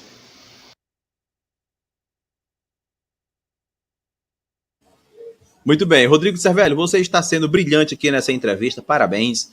Responda ao nosso amigo sobre os cartões dos anjos. O tempo é todo seu. Então, olha, a primeira vez que eu li esse texto, se eu não me engano, ele está no Primeiros Escritos. Posso estar errado aqui, mas eu dei muita risada, pensei, nossa, que negócio sem noção, não faz sentido nenhum isso. Então essa foi minha primeira reação. E eu fiquei com muitos anos pensando nesse bendito cartão de ouro para entrar no céu. Bom, só que eu gosto muito de literatura apocalíptica. E estudando literatura apocalíptica, a gente, por exemplo, vai lá em Daniel 7 e nós temos livros que são examinados pela corte celestial. Interessante que a maior parte dos intérpretes, né, dos estudiosos sobre literatura apocalíptica, entende esses livros como algo simbólico, não é algo literal, que no céu tem ali vários livros, mas é só uma maneira de transmitir a mensagem e mostrar o ponto do que está sendo feito, né? Então, será que Deus precisa de livros no céu?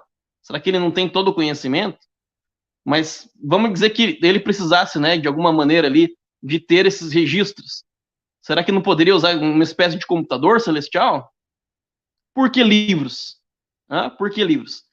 Não é ridículo também isso? Parece, não parece? Bom, por que livros? Porque essa era a linguagem que Daniel compreendia. Então, quando nós temos ali a batalha do Armagedon, lá no Apocalipse, nós temos cavalos. Por que não temos, por exemplo, tanques de guerra, aviões? Porque essa é a linguagem de João. Então, voltando para Ellen White, qual é o ponto da visão? O ponto da visão é que, para se entrar no céu, se necessita uma autorização especial. No caso, o que ela viu foi o quê? Foi um cartão. Na época dela, se apresentava com um cartão. As pessoas eram reconhecidas com cartões. Então, a minha interpretação do que ela viu, para mim, foi o quê? Uma visão simbólica, né? Então, se tem um cartão para entrar no céu ou não, eu acho que esse não é o ponto. O ponto é que, para entrar no céu, se necessita autorização. Não é qualquer um que quer entrar no céu que vai entrar no céu. Então, ela viu, né? Quando ela viu um cartão. Mas talvez, se eu fosse lá hoje, né, se eu tivesse essa visão, talvez eu tivesse um lugar para botar meu dedo, né, um scanner ali para botar meu dedo, para escanear o olho. Por quê? Porque a mensagem, Deus nos encontra onde nós estamos, Deus encontra seu povo, aonde seu povo está, na cultura, no tempo, na linguagem do seu povo. E essa era a linguagem que Ellen White compreendia e que os paneiros da igreja compreendiam. Então você vai me perguntar, você acha que tem um cartão para entrar no céu? Você acha que eu acredito nisso? Não, eu não creio que tem um cartão para entrar no céu. Mas sim, alguma coisa, você precisa de ter, né, algum tipo de autorização para entrar no céu. Mas essa foi a linguagem que Deus transmitiu para Ellen White com respeito ao assunto. Bem, neste caso, antes de... Já está na tela, então vou fazer. Eu ia fazer uma pergunta agora. Parece que a nossa Sandra voltou. Sandra Batistella voltou. Adventistas mantêm a data de 1799 e eu, particularmente, não sabia desse negócio, dessa data de 1799. Comente sobre essa pergunta, querido Cervelli. Na verdade, para ser mais exato, seria 1798, né? Então, no caso, seria uma das interpretações possíveis adventistas é que o período de atuação do anticristo, que é visto como a Igreja Papal, principalmente durante o período da Idade Média, quando houve as perseguições, né, a Inquisição, então começando com 538 e terminando em 1798, tá? Agora, quero deixar aqui colocar ênfase no ponto que essas datas são aproximadas, tá? Não tomem essa data como, não, foi exatamente isso, aconteceu exatamente nessa data. Tá? As datas são aproximadas. Também, dentro da própria Igreja Adventista, tem teólogos que dizem que os 1260 anos ocorreram de 533 a 1793. Então, as datas são aproximadas dentro daquele período. Tá? É isso aí. Muito bem, a nossa querida amiga Sandra Batistella já está de volta e ela está se preparando, se estabilizando com sua internet. A internet do Brasil é só a bênção. Eu tenho uma pergunta aqui para o querido Cervelli. Querido Cervelli, o livro Desejado das Nações é inspirado? Ali é uma pergunta, certo? O livro Desejado das Nações é inspirado? Ali é feita uma releitura dos evangelhos e é acrescentado diversas coisas que não é citado na Bíblia. Logo é nova essa informação. Se é inspirado e veio diretamente de Deus, por que não considerar como o quinto evangelho segundo a revelação de Deus, escrito pela pena do espírito de profecia? Pergunta irônica. Essa pergunta é uma pegadinha, né? Essa pergunta é uma pegadinha. Bom, primeira coisa, por melhor que seja o livro Desejado das Nações, ele nunca estará em pé de igualdade com a Bíblia. A autoridade do espírito de profecia é subordinada à Bíblia, nunca no mesmo nível, tá? Segundo, se eu tomar, então, esses detalhes adicionais a histórias bíblicas como prova de que Ellen White ela não foi uma profetisa, eu vou ter problema com a Bíblia, tá? Se eu for lá em Gênesis me diz que Sodoma e Gomorra foram destruídos por causa da promiscuidade sexual.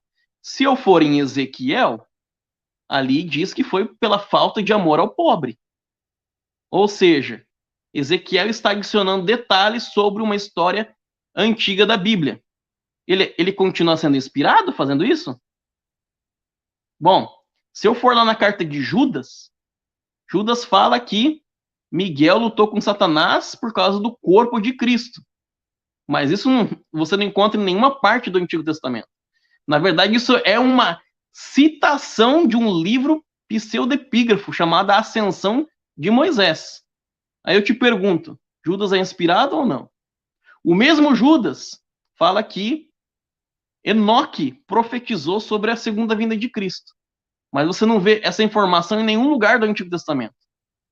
Aí eu te pergunto, Judas é inspirado ou não?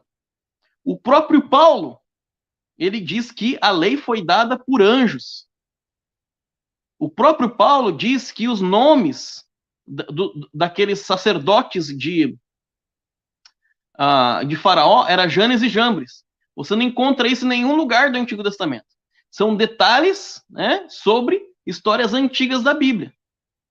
Ou seja, Paulo continua inspirado? Sim ou não? Será que ele está contradizendo o próprio conselho dele em relação aos Gálatas sobre um novo evangelho? Então, quando você vai e você vê a informação de Paulo com respeito a um novo evangelho lá em Gálatas, ele está falando em um contexto do povo da Galácia deixar o evangelho que é pela justificação pela fé e aceitar a justificação pela fé e obras. Ou seja, você tem uma ênfase aí, não são em meros detalhes com respeito a antigas histórias bíblicas, discrepâncias, mas sim uma ênfase doutrinária. Então, se você me disser que um profeta ele não pode trazer nenhuma informação nova sobre histórias antigas da Bíblia, então, meu amigo, você vai ter que aceitar só o Pentateuco, provavelmente. Porque tudo que vem depois está adicionando detalhes abertamente. Então, é isso aí. Então, evangelho, nós temos 4 evangelhos. Ellen White, ela não é evangelho. O livro Desejo a Todas as Nações é fantástico, mas não está no mesmo nível da Bíblia. É inspirado igual, mas não tem o mesmo nível de autoridade.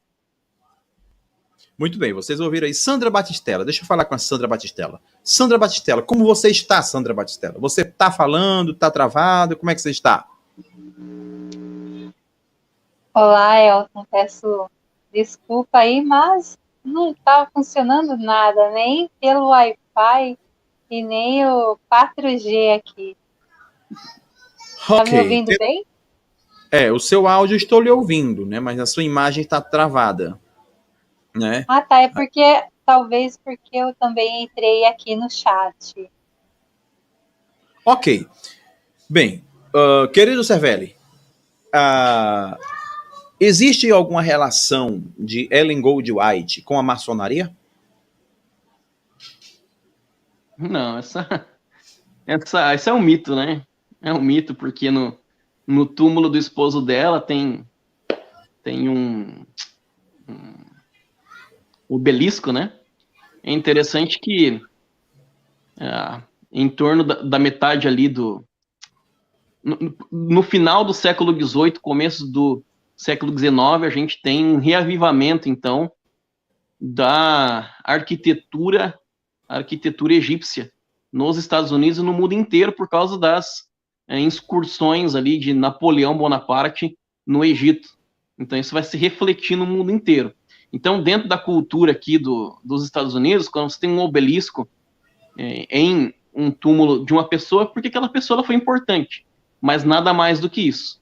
Agora, você pode ter alguns marcadores específicos no obelisco mostrando que aquela pessoa ali, ela faz parte da maçonaria, mas não necessariamente que o fato de você ter um obelisco vai dizer que faz parte da maçonaria ou não. Na verdade, ela foi contra a maçonaria, ela disse que os cristãos eles não devem fazer parte da maçonaria, inclusive ela teve uma visão de alguns sinais maçônicos, e ela encontrou um irmão que estava no altíssimo grau na maçonaria, e ela fez esses sinais para o irmão ficou assustado, porque ela sendo mulher, ela não teria acesso a esse tipo de informação, né? De informação. Então, e aí ela falou, o senhor me mandou dizer que você não deve fazer parte da maçonaria, que você está sendo chamado de venerável mestre, e esse é um título somente reservado a Jesus Cristo. Então, você está pecando. E o irmão, ele abandonou a maçonaria. Então, eu acho que dizer que Ellen White era maçom é desconhecer o contexto histórico da época e as informações dela com respeito à questão. Muito bem. Nós temos um vídeo aí, Rodrigo Cervelli. Nós temos um vídeo aí, o Ronaldo Lima vai pôr um vídeo agora, não é isso, Ronaldo Lima? Nós temos um vídeo na agulha, se não tiver, você me fala, que eu já dou continuidade Boa noite, aqui. Pessoal do Arena, boa noite, Cervelli. Aqui quem fala é Ricardo Guerra, do canal Ricardo Guerra. Cervelli, eu acompanhei aquela discussão de vocês com o CACP a respeito de uma suposta viagem de Ellen White a um outro planeta de 7 luas, e a discussão ela girou em torno de se era Saturno ou não. A minha pergunta é, o simples fato de Ellen White ela ter dito que foi a um outro planeta e ter encontrado o bom e velho Enoque, isso já não é algo muito estranho àquilo que nós encontramos na palavra de Deus? Essa é a minha dúvida. Muito bem, querido Cervelli. Entendeu a pergunta? Pode responder. Entendi. Bom, eu acho que a visão de Ellen White ela segue o padrão de outras visões bíblicas também, né? Você tem Isaías também tendo visões com respeito ao céu, indo para o céu. Você tem Daniel, você tem o próprio João. Então, a visão em si, eu não vejo problema da visão em si. Na verdade, eu acho essa visão de Ellen White uma das mais bonitas que ela escreveu até hoje. Adoro essa descrição. Quando você pega e você lê a descrição sem, né, ter assim uma ênfase preocupado em fazer a crítica, você lê a descrição, é muito bonita. Ela está falando que Enoque, ele tem palmas de vitória, né?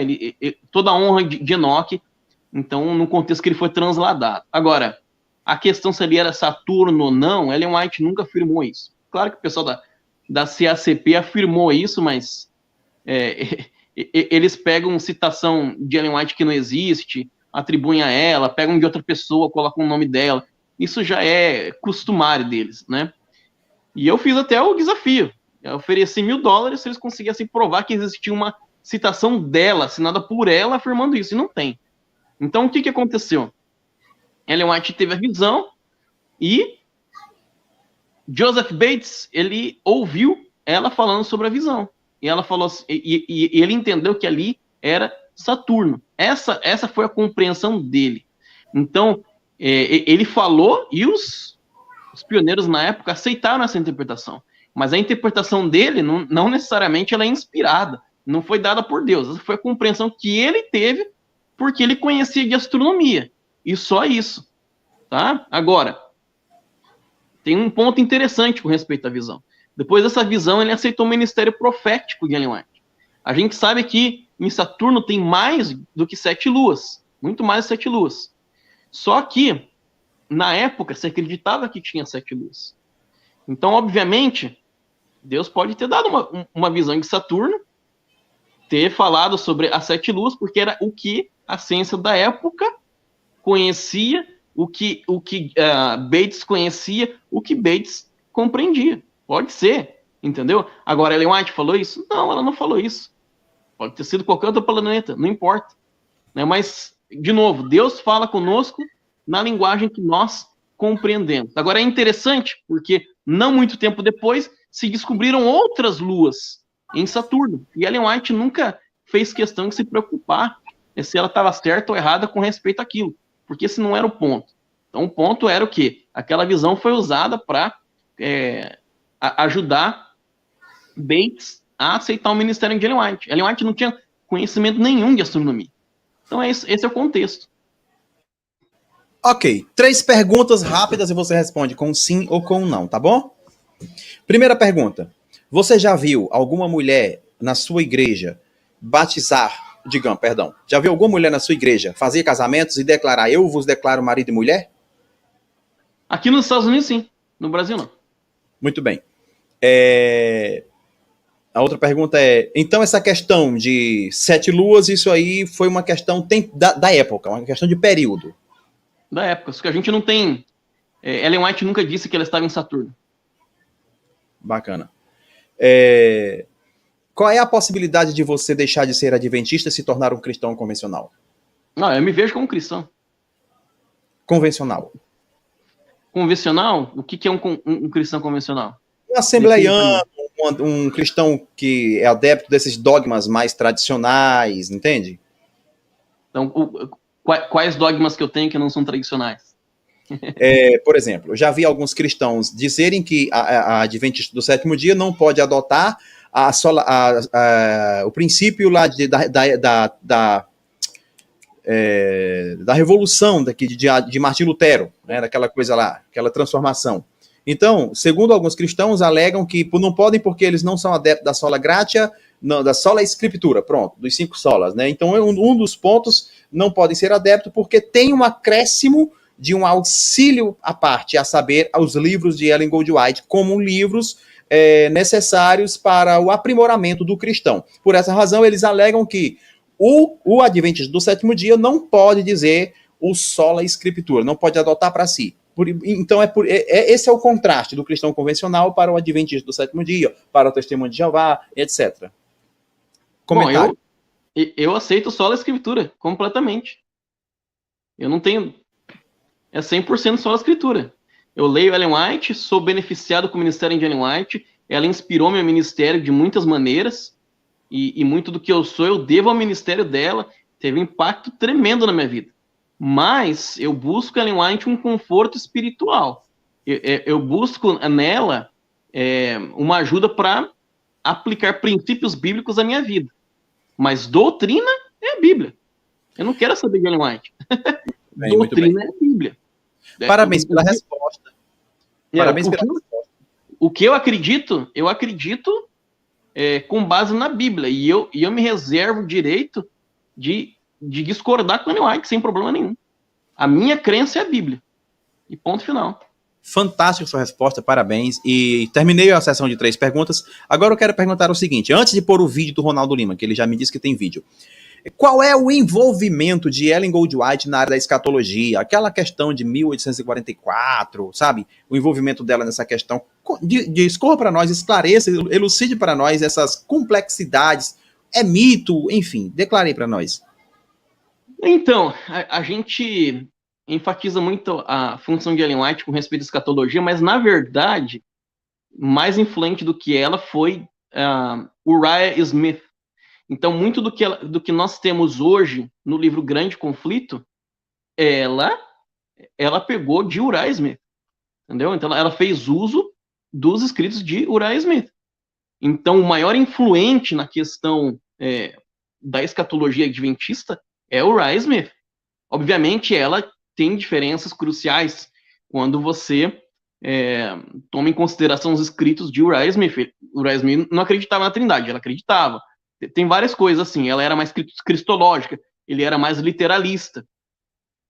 Então ela via, no caso do Armagedon, como uma última batalha espiritual. Já Uriah Smith via como algo que seria um conflito bélico mundial. Então tem diferenças, né? Mas, obviamente, a gente tem a influência dela, que é muito grande, principalmente pelo livro O Grande Conflito. Mas a minha opinião é que nós temos sempre que basear a nossa interpretação não nos escritos de Ellen White, mas sim na exegese bíblica. Então, se eu tenho uma posição bíblica, eu tenho que fazer exegese bíblica e não basear no que Ellen White disse. Que isso é inconsistente com a sola escritura. Antes de soltar o vídeo do Ronaldo Lima, é necessário lhe perguntar isso. Você falou de obeliscos. a visão da Igreja Adventista para com os obeliscos é meramente em nível cultural ou tem aí alguma impregnação espiritualista nos obeliscos? Não conheço nenhuma citação da Igreja Adventista em relação a isso, sinceramente. Muito bem. Por que eu pergunto isso, querido espectador? Porque existe aí alguns boatos históricos de que os obeliscos são monumentos levantados com propósitos de serem endeusados, né?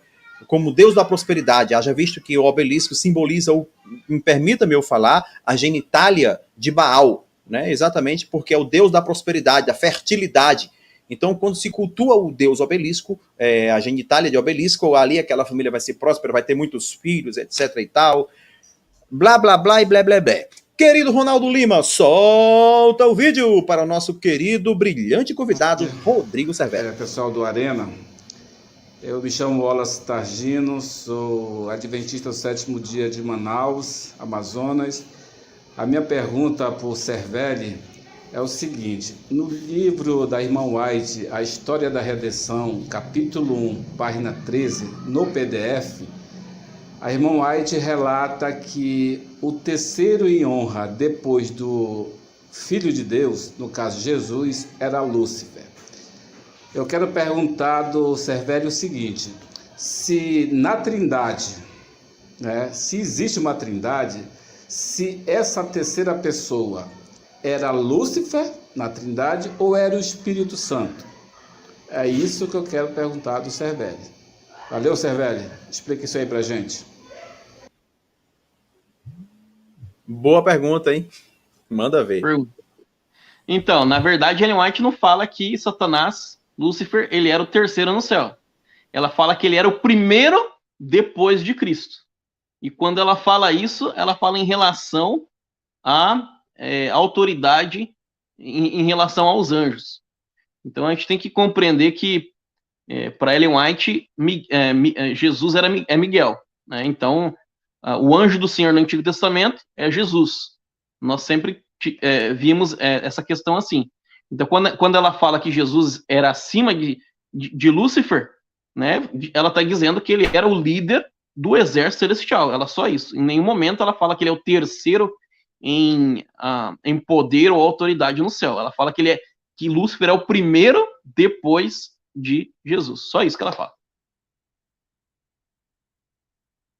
Muito bem. Eu tenho aqui um vídeo e eu já estou pescando esse vídeo para você. Acabou de me chegar aqui um vídeo do querido Kleber Guedes. Mais um vídeo que ele enviou aqui. Eu já estou pescando esse vídeo para você. E o vídeo já está aí, chegando. Atenção, 3, 2, 1, 0,1, 0,2, chegou, brincadeira.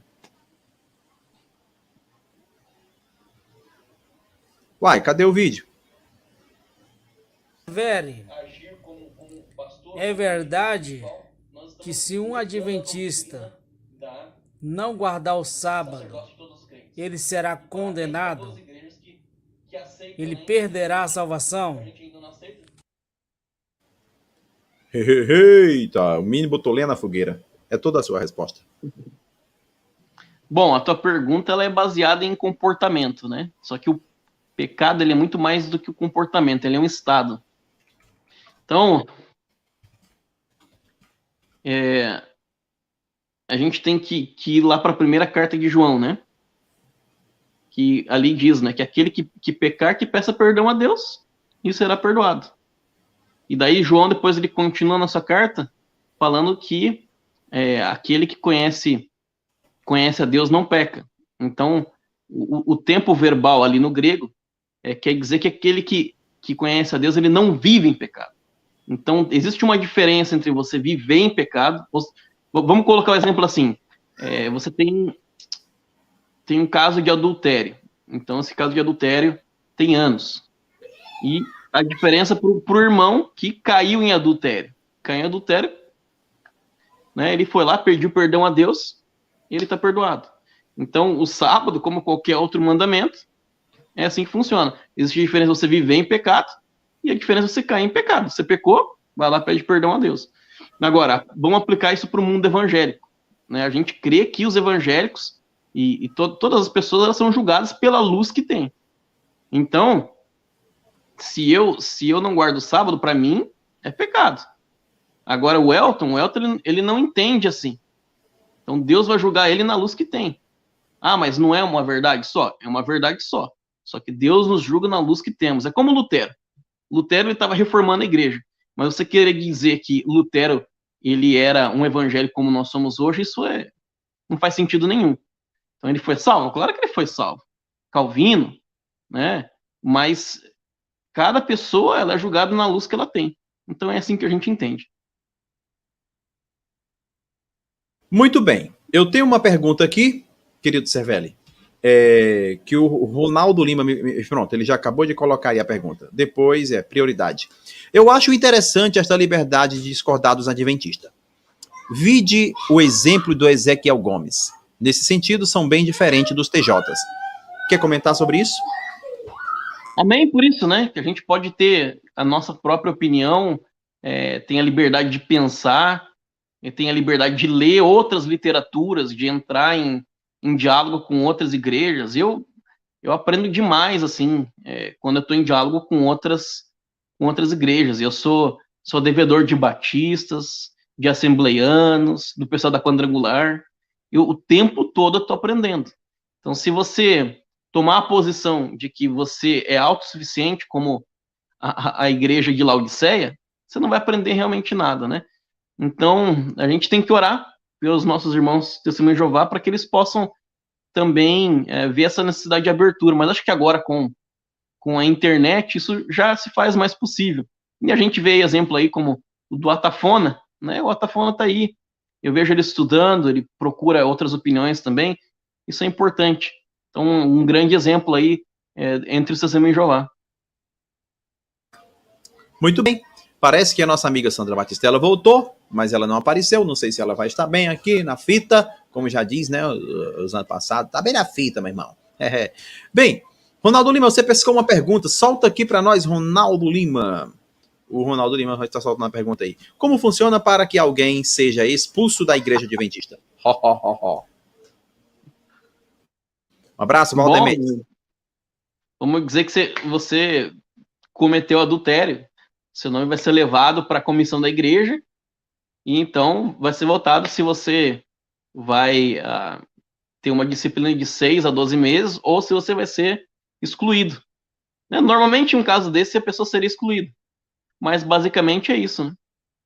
Mas o que acontece é que a gente tem todo um processo, né? Um processo de investigação sobre o assunto. Bem, ele falou um assunto interessante, Guilherme Miller, né? Haja visto que os irmãos de Plymouth foram refutados por nada mais, nada menos do que Charles Spurgeon. Você é sabedor disso? Não. Tem que ver qual que é o contexto aí da... Os irmãos de Plymouth pregavam uma vinda invisível, uma vinda pré-tribulacional. Imaginei que era isso. Uhum. Exatamente. Então, quando nós tivemos ali o advento dessa ideia do rapto secreto, que começou ali com o futurismo católico, o futurismo católico estava fugindo, no caso da interpretação protestante tradicional, porque a interpretação protestante tradicional via o catolicismo como, no caso, a manifestação do anticristo. Então, nós temos aí Ribeira, né, e outros sacerdotes católicos que vão colocar o anticristo se cumprindo no futuro. Então, nós temos ali Edward Irving, ele vem traduzindo alguns desses livros, e dentro desse grupo de Edward Irving, nós temos uma jovem chamada Margaret MacDonald. Então, ela confirma com visões a interpretação de Irving. Ela não foi a única responsável por essa questão, mas ela confirma as visões de Irving. E então, Irving está pregando nas conferências de Albury e John Darby está lá. E ele ouve as posições de Irving. E ele acaba adotando, ele acaba sistematizando o dispensacionalismo que nós temos hoje. E um dos críticos ferrenhos de Darby foi o grande Charles Spurgeon, Charles Spurgeon falava na cara dura mesmo, ó. São um bando de herege. Muito bem. Eu quero parabenizar o nosso querido Rodrigo Cervelli. De verdade, parabéns. Fiquei pertinho dele aqui, ó. Que fofo. Bem, senhoras e senhores, muito obrigado pela sua audiência, muito obrigado pela sua fidelidade, cadeira cativa sempre presente. Nós estamos aqui com o nosso convidado especial, Rodrigo Cervelli. Ele é meu amigo de grupo de WhatsApp, nós sempre já nos confrontamos, mas sempre respeitamos muito bem. Porque se ele aparecesse aqui, se ele viesse dos Estados Unidos para cá, eu não o cateava, obviamente. Ele seria nocauteado. Mas ele não tem coragem. Brincadeiras à parte, a gente se respeita, ainda bem que ele disse que eu sou herege, mas herege na verdade é ele. E o que acontece? Nós temos uma última pergunta, a nossa Sandra Batistella se estabilizou, ela deve ter ligado para a sua distribuidora de internet e reclamado, e eles ajeitaram. E aí, Sandrinha, você tá bem na fita aí? Olá, eu não sei se tá saindo bem aí a minha imagem, mas estou aqui, mas acompanhando, firme e forte. Magnífico. Bem, vamos para a última pergunta da noite. Muito obrigado, espectador, muito obrigado, Brasil, obrigado, Moçambique, obrigado, Angola. Hermany Faulkner, aquele abraço aí em Olho d'Água das Cunhãs, em Maranhão, São Luís do Maranhão.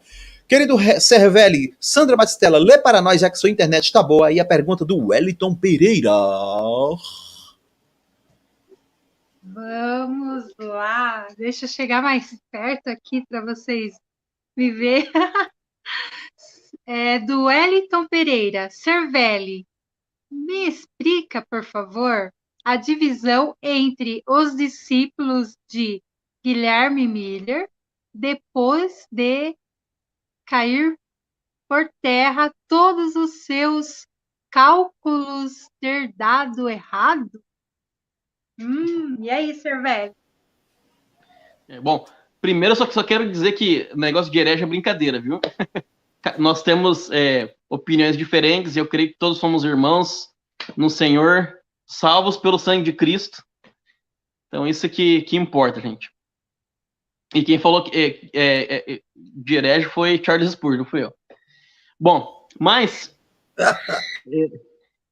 com respeito a essa divisão nos discípulos de Miller aí, então nós tivemos um grupo que perdeu a fé completamente, outro grupo que voltou às suas igrejas originais, outros grupos que continuaram marcando datas, que aí esse grupo vai dar origem aos testemunhas de Jeová, né? Os testemunhas de Jeová muitas vezes não sabem, mas eles têm uma ligação, um elo muito grande com os mileritas.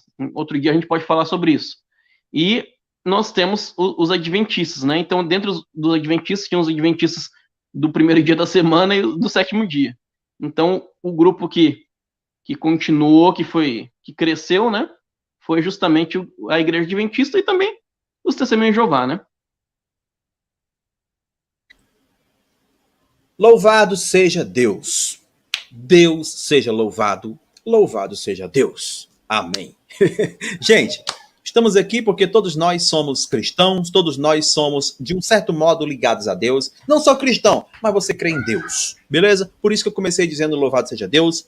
Eu não sou a favor do ecumenismo porque eu não sou hipócrita, mas eu sou a favor do diálogo interreligioso. Quer um exemplo? Eu acho brilhante esse cara que está aqui, ó, Rodrigo Cervelli, direto dos Estados Unidos. Eu acho brilhante o Marcelo Tafona. Quer um outro exemplo? Eu acho brilhante o Adriano Cruz. Entendeu? Para mim, são pessoas brilhantes. Entendeu? Louvado seja Deus. Um abraço, querida Sandra Batistella, um abraço, querido Rodrigo Cervelli. Sandra Batistella, dê a sua fala, depois o nosso querido Cervelli dará suas considerações finais. Amém. Antes que a minha internet caia aqui, né, novamente. Caiu! Ela é profetisa também, né? Do céu. A Sandrinha qualifica, né? Fale com essas vozes perto de mim. Não! Sandrinha, você qualifica como profetisa. Você Então, falou isso. Não sei se vocês estão me ouvindo, mas Cervelli, Deus abençoe grandemente a sua vida por essa oportunidade aqui. Você mandou muito bem Eu estava aqui acompanhando e fiquei assim maravilhada pelas suas respostas, tá bom? Porque assim mostra que nem todos os adventistas têm os mesmos pensamentos igual a minha denominação, né? Não é só porque uma pessoa defende aquilo que eu também tenho que defender, tendo sim aquela mesma visão de tudo. Não, eu tenho a minha visão, a minha interpretação e a minha posição. Então, olha, parabéns! Deus abençoe grandemente a sua vida, Elton Maia e também Ronaldo Lima. Forte abraço. Um abraço. Agora, considerações finais com o nosso amigo Cervelli. Eu quero agradecer, né, o Elton, a Sandrinha, o Ronaldo, pela oportunidade de estar aqui, de poder falar um pouquinho mais sobre a nossa posição em um ambiente amistoso, né, e respeitoso. Eu só agradeço aí a oportunidade e quero dizer que eu vejo vocês como irmãos em Cristo, salvos pelo sangue do Cordeiro, e espero podermos estarmos juntos no céu. Muito bem. Eu quero aqui dizer a Ronaldo Lima, aquele abraço. Muito obrigado, Ronaldo Lima, por nos suporte. Ronaldo Lima é uma pessoa maravilhosa, brilhante, muito inteligente. Eu vou dizer uma coisa para você. Eu não quero debater com o Ronaldo Lima, sabe por quê? Porque ele é muito chato. Pensa num cara chato, meu irmão. É o Ronaldo Lima. Eu também sou chato. Bem, obrigado, Cervelli. Obrigado, querida Sandra Batistella. Obrigado você, espectador, que esteve conosco. Quero mandar um abraço especial para o JSB Ferreira. Aquele abraço. Não posso me esquecer também de um adventista que já esteve aqui no Arena e tem muitos debates marcados aqui para o Arena. Rodrigo, não. Ezequiel Gomes. Aquele abraço, querido Ezequiel Gomes, tá bom? Você vai vir aqui para a Arena novamente. A Arena te espera, beleza? Um abraço a todos vocês. Pastor Maurício Bento. Fiquem todos com Deus. Ronaldo Lima, Sandra Batistella, aquele abraço carinhoso. E tivesse aquela música de família, né? A gente terminava naquele clima de família, né? O Adriano de Cruz estivesse aqui, ele ia com certeza se emocionar, porque esse é um momento de pura emoção, gente. Quebramos os paradigmas, somos todos irmãos. Mais uma vez, louvado seja Deus. Ronaldo Lima, em clima de espiritualidade. Solta a vinheta, Ronaldo Lima. Abraço, Arena Apologética.